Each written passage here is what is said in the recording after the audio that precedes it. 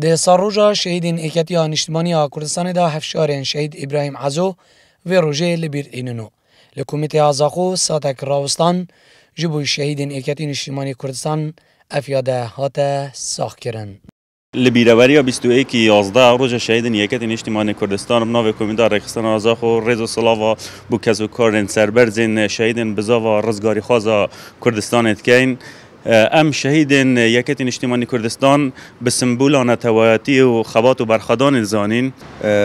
بله وقتی دست نشاکرین روز 21/11 روز شهیدین یکت نیشتمانی کردستان از وقت گنج اکثر خوشی لهمید کسو کار و مالوات شهید کردستان دکم تایبتی شهیدی کتی نیشتمانی کردستان که او که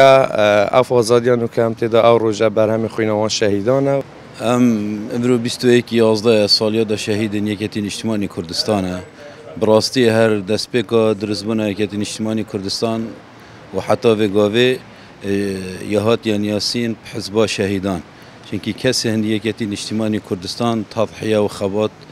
نینه ام داخازیش خودت عالت گنجه شهیدین کردستان همی به 8 دریم بتن جبرکو ایکتی نیشتمانی کردستان روباره که خوینه رشتیه ده پیخمت بدز و اینانا ماف و خواستن گله کرد. لوران سالانه ل 21/11 دهیتا ساخ کرن وکو روژا شهیدین ایکتی نیشتمانی کردستانو دوی روژه دا چالاکین جورا جور دهینا کرن. یکتی نیشتمانی کردستان خدا نخواه و ریباره که شهیدانه و ریباره که خوینه و دایی و آزاد کردن کردستانه روژا شهیدین یکتی نیشتمانی کردستان روژا که پیروز سرمه که یکتی نیشتمانی کردستان شیای فرحزبیه کردستان پیدا بکردن خوینوان شهیدا شیای دکتاتوریت کردستان نهیرتن شیایا و آزادی کو ام ابروتی در جین کو برای خواب ده او زونا کو یکتی نیشتمانی کردستان تلا حکمیت کردن فرحزبیه که زوراتی ده هیو گلک احزاب تینه تشکیل کردن و هر یا بیا و کو هیوینه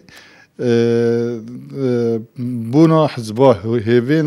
هیوینه هنده کو دموکراتیت بچسبت کردستانه کاروانی دیرو دریجه خباتا گلی کرد پراج قربانی و گیان فیدایه. دنافوی کاروانی دا یه دیرو درشت ویزگه ها دهان سالن خباتا ایکتی نیشتمانی کردستان پشکا شیری بردکویتو. دناف ایکتی دا شهید سربلندن قندیلا خبات و سفین جبن نهاتی و گیان فیدایه و قربانی دانه ده. زیروانگولی با دینان از زاخو